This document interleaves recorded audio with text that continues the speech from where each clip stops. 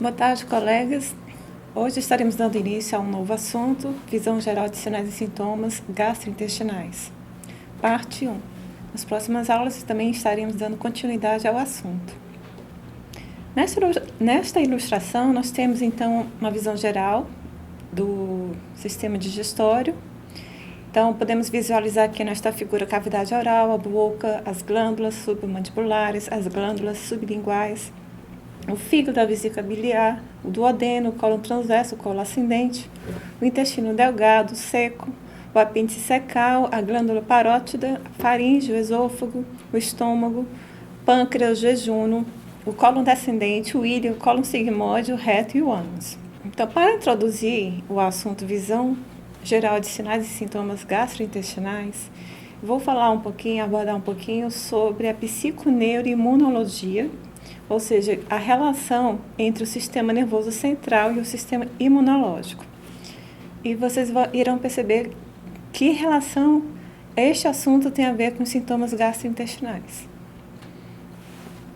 Então, é um assunto que já era debatido desde a época de Hipócrates, que ele já vinha refletindo sobre essa questão, sobre a associação entre as emoções e as doenças, e essa associação tem sido explicada nas últimas décadas devido aos avanços em biologia celular e molecular, genética, neurociências e em estudos de imagem cerebral. Esses estudos e esses avanços na ciência revelaram que existem diversas conexões entre os sistemas neuroendócrino, neurológico e o sistema imunológico, e dessa forma, entre as emoções e as doenças, ou seja, existe um link entre as emoções e as doenças. Mais propriamente dito, assim, o assunto foi introduzido por Robert Adler em 1981 para definir realmente o conceito de imunobiologia, que é o campo da ciência que estuda a interação entre o sistema nervoso central e o sistema imunológico. Atualmente, um grande corpo de estudos tem sido fornecido muitas evidências que revelam realmente as comunicações entre o sistema neuroendócrino, neurológico e o sistema imunológico. Muitos estudos também têm demonstrado uma variedade de estressores físicos e psicossociais que podem alterar a resposta imune através dessas conexões. Existem dois sistemas que realmente são primordiais nessa questão, que é o sistema eixo hipotálamo pituitário adrenal, HPA, e o sistema simpático adrenomedular. Então, esses dois são os componentes neuroendócrinos e neuronais primários da resposta ao estresse. Temos aqui, então, a ilustração do sistema hipotálamo e pituitário adrenal. E sobre este assunto, de todos os eixos endócrinos, então, o eixo hipotálamo pituitário adrenal, HPA, ele tem sido mais amplamente estudado. Por quê? Tão amplamente estudado? Porque ele exerce um papel fundamental na resposta aos estímulos externos e internos, incluindo os estressores psicológicos. Quando acontecem anormalidades na função do eixo HPA, então, tem sido descrito que pessoas experimentam transtornos psiquiátricos. Além disso, também é conhecido o papel fundamental do estresse como precipitante de episódios de transtornos psiquiátricos. Vou colocar aqui, então, algumas considerações importantes. Pesquisadores acreditam que mais de 2/3 de toda a atividade imune ocorram nos intestinos. Falamos anteriormente sobre a questão da imunologia e as emoções. Então, já introduzindo o conceito dos sintomas gastrointestinais, os pesquisadores acreditam que mais de 2/3 de toda a atividade imune ocorram nos intestinos. E por que isso? Em algumas pessoas, as paredes do intestino parecem ter sido rompidas, seja porque a rede de células intestinais desenvolve uma permeabilidade maior, que seja como se fosse uma síndrome referida como intestino que vaza, ou talvez porque bactérias e fungos subjugam essa região do intestino e migra para a corrente sanguínea. A questão de permitir que o sistema, permitir alimentos não digestivos ou bactérias na corrente sanguínea coloca dentro do intestino, coloca uma ação de cadeia de eventos à medida que o sistema imune reage. Então, quando acontece isso, né, com os alimentos não digeridos ou as bactérias que entram na corrente sanguínea, que vazam, né, do intestino, que coloca essa série de cadeias e que o sistema imune começa a reagir, o corpo responde a isso como uma doença, e isso é expresso de várias maneiras que todos nós conhecemos: erupção cutânea, diarreia, indisposições gastrointestinais, dor articular, enxaqueca e dor de cabeça. A causa exata desses rompimentos microscópicos que acontecem no intestino, que causa toda essa cadeia de eventos, permanece desconhecida. Porém, alergias alimentares, aspirina ou ibuprofeno em excesso, certos antibióticos, consumo excessivo de álcool, tabagismo ou infecções parasitórias podem estar associadas com estes eventos. E o que o fisioterapeuta tem a ver com isso?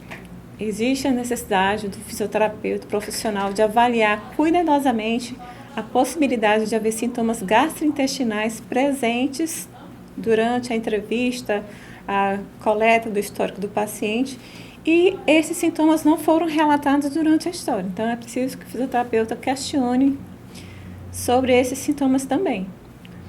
Por quê?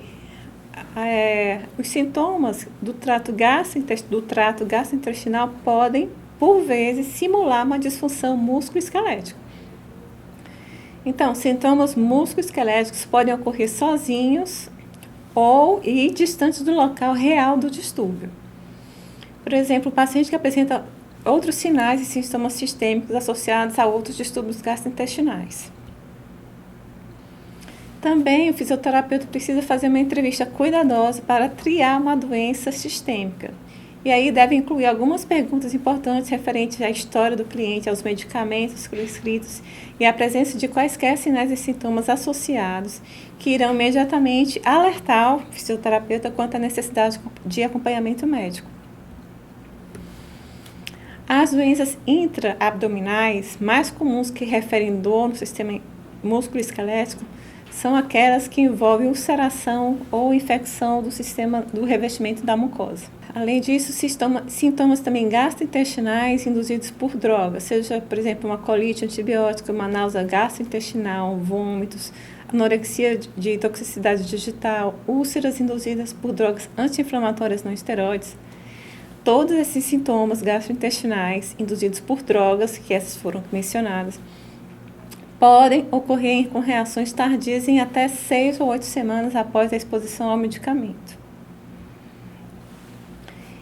Também, quando existe qualquer interrupção do curso normal do sistema digestório, né, do sistema digestivo, pode criar sintomas como dor, diarreia e constipação. Todos nós sabemos disso, né?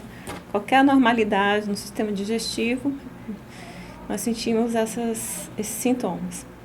Mas os intestinos também são susceptíveis à alteração dos padrões normais de motilidade, causada também por alimentação, álcool, tabaco, cafeína, drogas, estresse físico e emocional e estilo de vida. Por exemplo, em relação ao estilo de vida, a falta de atividades físicas regulares.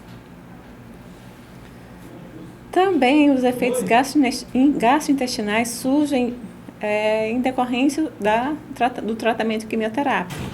E estes sintomas, que todos conhecem, incluem náuseas e vômitos, anorexia, alteração do paladar, perda de peso, mucosite oral, diarreia, constipação e dor. Quais são os sintomas gastrointestinais clinicamente mais significativos relatados em um serviço de fisioterapeuta? Os sintomas mais presentes. Então, são estes: dor abdominal, disfagia, odinofagia, melena, dor epigástrica com irradiação para as costas, sintomas afetados pela alimentação, constipação, diarreia, incontinência fecal, artralgia, dor referida no ombro, abscesso do pessoas e sensibilidade sobre o ponto de McBurney. Sobre este assunto precisamos estudar apendicite. Então, colegas, na próxima aula estaremos dando continuidade ao assunto Visão Geral de Sintomas Gastrointestinais, parte 2. Essa aqui é a fonte da aula de hoje e eu agradeço a atenção de todos. Muito obrigada.